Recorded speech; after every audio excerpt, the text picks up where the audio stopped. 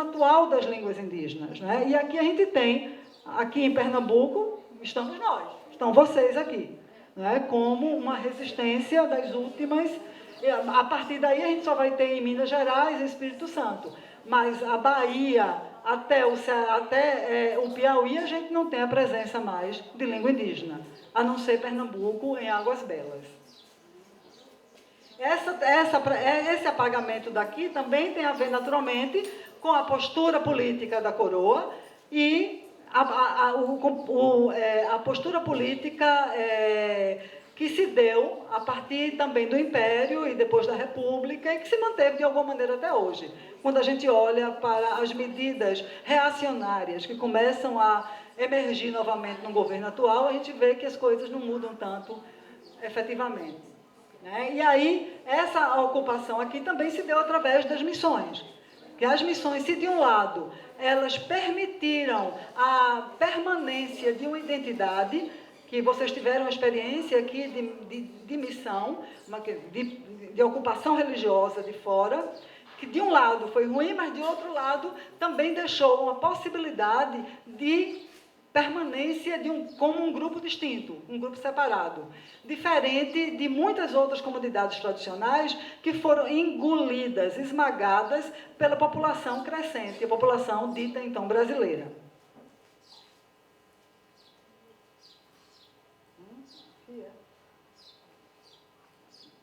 Então, aquele mapa mostra para a gente que no Vale do Rio Amazonas, a gente tem aqui, nessa região daqui, um apagamento, veja que é uma linha branca, e na região toda aqui do Nordeste e quase Sudeste, também um apagamento de línguas.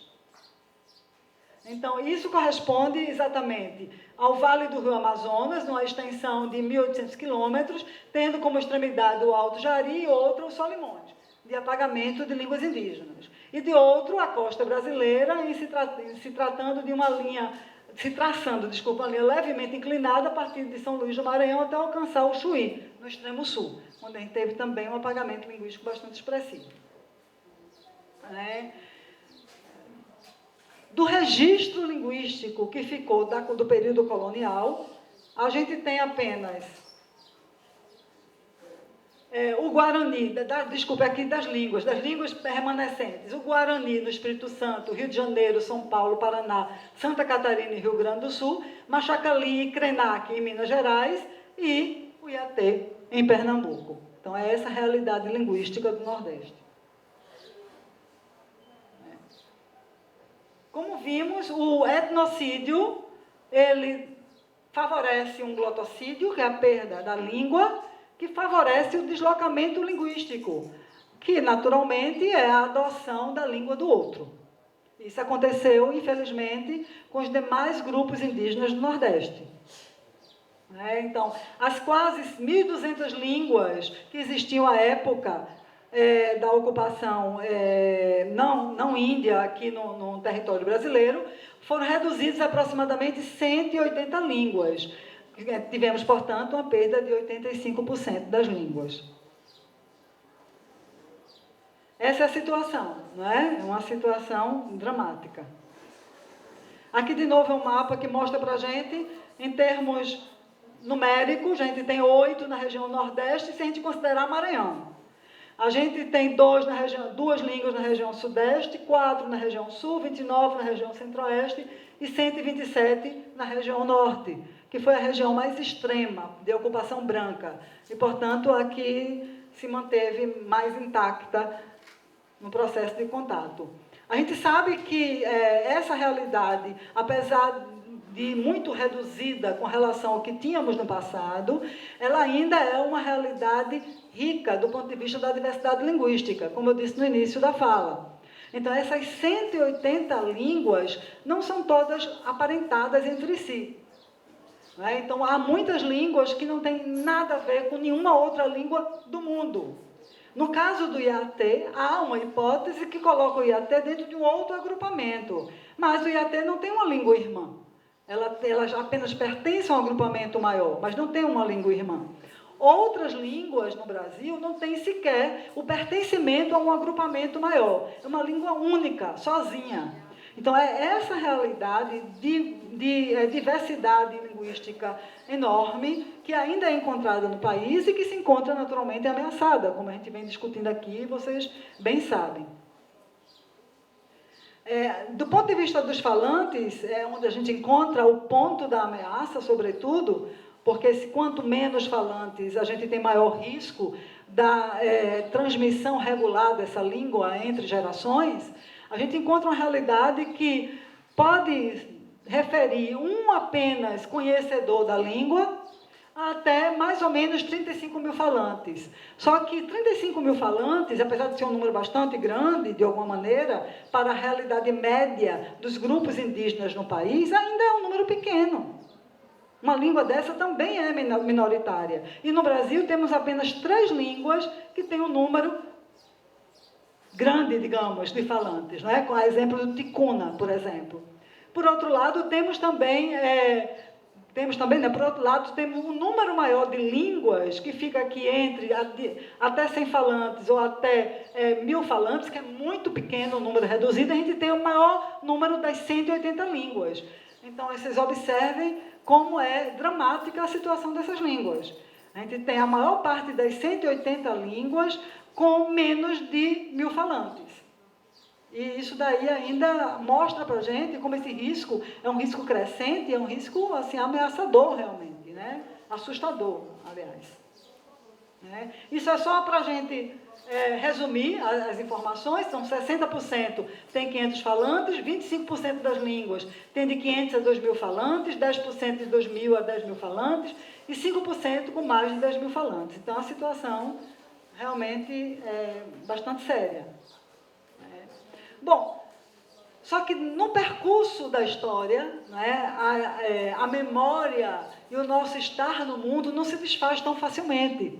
Então, embora a gente tenha tido essa realidade, a gente constate essa realidade a partir da redução drástica das línguas, com relação, estou falando agora no Nordeste, com relação especialmente ao Nordeste, isso não quer dizer que a gente apagou a memória das populações tradicionais. Então, com o avanço, digamos, do entendimento da nossa condição humana, e isso se deu, sobretudo, a partir da segunda metade do século XX, e no Brasil, especialmente, a partir da nossa Constituição de 88, a gente começa a abrir a possibilidade para a visualização, a identificação e a valorização do que era diferente. E dentro dessa realidade, começa a surgir um quadro bastante curioso e interessante, mas até, digamos que, otimista para a realidade indígena no Brasil, que era o reconhecimento de grupos que muitos deles não tinham essa posição política em si mesmos de se reconhecer indígenas. Só para vocês terem uma ideia, quando eu comecei a trabalhar com a realidade indígena, com a situação indígena, eu tinha 20 anos, 18 anos, na verdade, foi na universidade. E naquele momento histórico, e isso se estendeu até pelo menos 2 décadas quase depois, a gente tinha em Pernambuco apenas 7 grupos indígenas. Hoje a gente tem mais de 15. Então, esse processo de reconhecimento de comunidades tradicionais aconteceu muito recentemente, nas últimas décadas. Então, se de um lado, todo aquele histórico que eu contei um pouco aqui, brevemente para vocês, no processo de extermínio indígena, de mestiçagem com o não índio e de apagamento linguístico, de outro lado, a gente não teve um apagamento cultural total, pleno. Muitas comunidades permaneceram resistindo historicamente, caladas, em seus lugares de origem. E essas comunidades começam a ter visibilidade, encontrar o seu lugar na sociedade. Isso se deu nas últimas 2 décadas, sobretudo. E esse fenômeno que é chamado de etnogênese, é exatamente o reconhecimento de uma condição étnica que já era pré-existente, mas que não era assumida, nem pelo próprio povo e muito menos pela sociedade dominante. Então, isso, como eu disse a vocês, aconteceu nas últimas décadas, mas o início, efetivamente, já é a partir da segunda metade do século XX.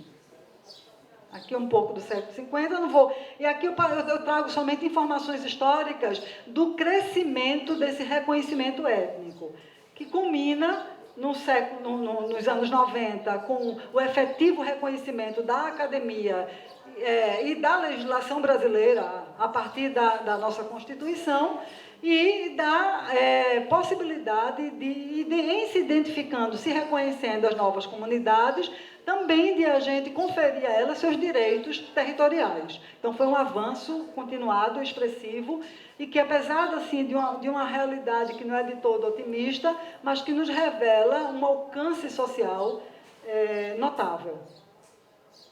Aqui, assim, somente trouxe uma foto de índios cariri, não dos cariri que são conhecidos com registro histórico desde os anos 70, 60, e sim de um reconhecimento recente, dos anos 90, né? De povos que se reconhecem como parentes e se intitulam cariri.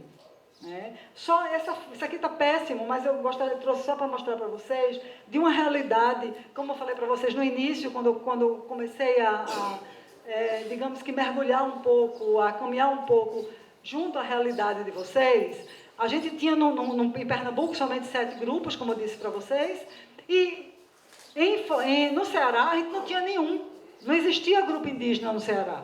Não existia grupo indígena no Rio Grande do Norte. Não existia grupo indígena no Piauí. E hoje, com esse processo de autorreconhecimento étnico em termos de Nordeste, a gente começa a ter não só a visibilidade, mas a gente ter a cessão de direito para aqueles povos tradicionais que foram apagados durante esses 500 anos de contato. Não é? Então, essa é a realidade do Ceará, que a gente tem aqui nos anos 90, a presença já despontando de comunidades tradicionais que passaram a ser reconhecidas como comunidades de origem indígena.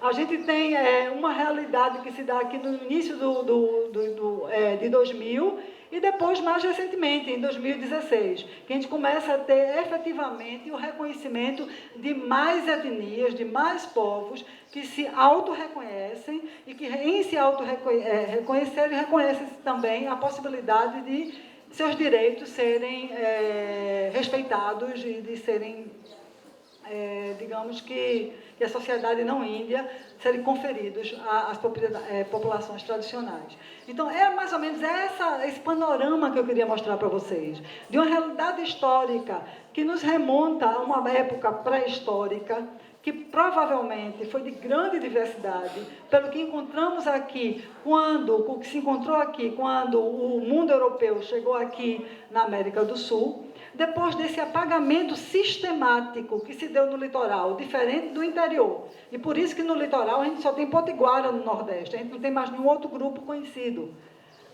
Dos conhecidos, digamos que há mais de 100 anos. A gente não tem mais, foi tudo apagado. Enquanto que no interior do Nordeste, dos vários estados do Nordeste, a gente encontra uma presença muito mais antiga e mais tradicional. Foi em razão desse processo histórico que foi diferenciado entre o interior e o litoral.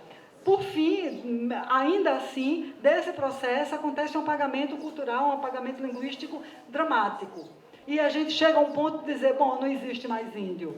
Só que, ao mesmo tempo, com o avanço dos direitos sociais, a emergência étnica começa a encontrar lugar na sociedade. E aí a gente encontra, como é o caso do Ceará, a possibilidade do reconhecimento de comunidades tradicionais que não caíram de paraquedas, não são alienígenas, muito pelo contrário. São comunidades indígenas tradicionais que nunca foram reconhecidas como tais e que começam, então, a ter seu lugar ao sol, seu lugar na sociedade brasileira, a partir desse processo de emergência étnica, de etnogênese. Então, aí a gente observa que, apesar do apagamento linguístico, não há um apagamento étnico não é correspondente. O apagamento linguístico não é correspondente ao apagamento étnico do que aconteceu ao longo desses 500 anos de ocupação no Índia aqui. Bom, eu acho que era isso que eu queria dizer para vocês. Muito obrigada.